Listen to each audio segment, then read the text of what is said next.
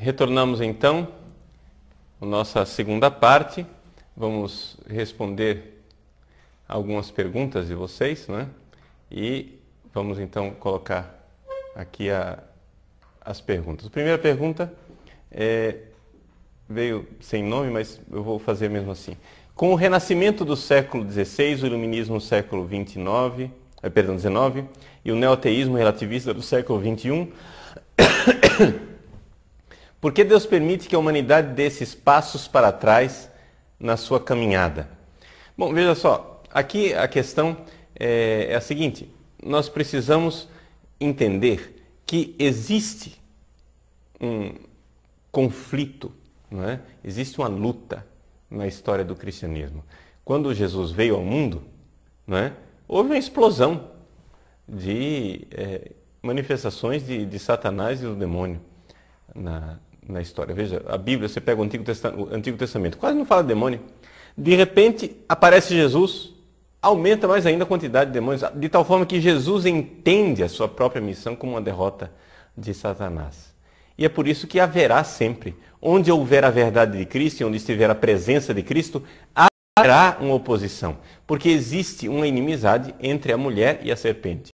Sua descendência e a descendência da mulher, a descendência da serpente e a descendência da mulher. Então, a descendência da mulher, ou seja, os filhos da Virgem Maria, a descendência da mulher, Jesus, e o seu corpo inteiro, que é a igreja, não é? Certamente terá a oposição de Satanás. Então, é evidente que há isso daí. O mistério da iniquidade é que Deus permite. Tudo isso nós não sabemos exatamente por que é que Deus permite, mas nós sabemos uma coisa com certeza: que Deus não permitiria o mal se desse mal ele não pudesse tirar um bem maior. Então sabemos que, de alguma forma, existe aí algo que Deus quer tirar de bom disso tudo, não é? Ou seja, atrás de cada cruz existe uma ressurreição.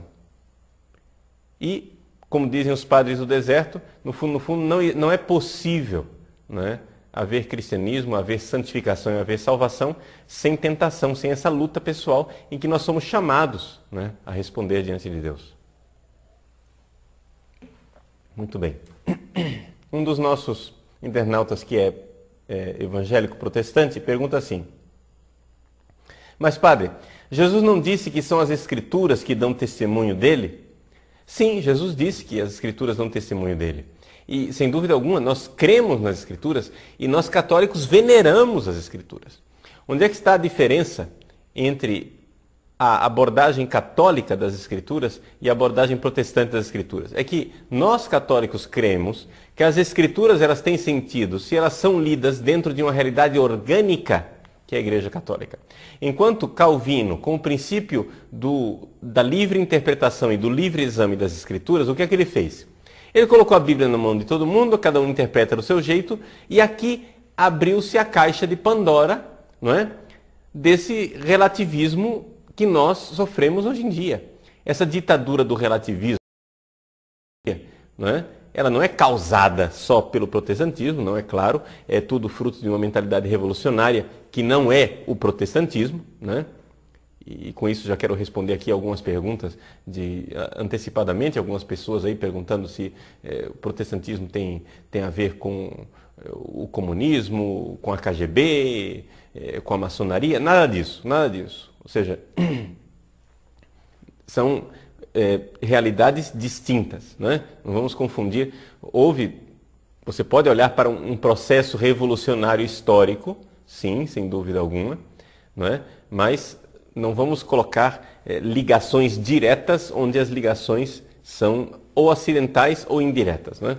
Então, só para deixar bem claro. Bom, o protestantismo, que eu estava dizendo, o protestantismo, ele interpreta as Escrituras com um certo relativismo, onde a pessoa, o indivíduo, é que será iluminado por Deus na interpretação das Escrituras.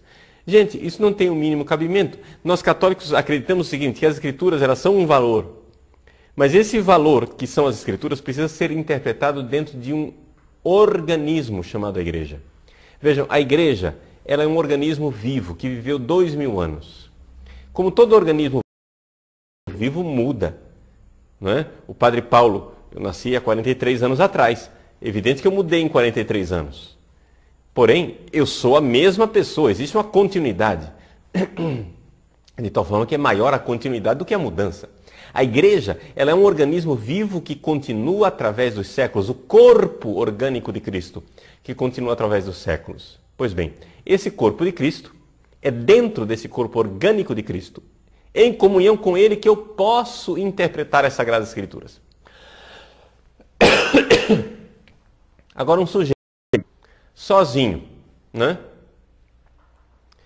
Iluminado por Deus, pode interpretar corretamente as Escrituras, mas pode também cair em erros tremendos, né? De tal forma que nós católicos acreditamos que nós somos muito pequenininhos, mas nós somos gente pequenininha no ombro de gigantes que vieram antes de nós. Nós temos aí toda uma história de 2000 anos e é assim que nós interpretamos a Sagrada Escritura. Essa é a diferença. Nós não somos contra a Bíblia. Nós só acreditamos que a Bíblia ela é um valor dentro do organismo vivo do corpo de Cristo e não com a pessoa individual, sozinho, interpretando a Bíblia ao seu bel prazer, né? Com o seu alvitre, né, pessoal. Tá bom?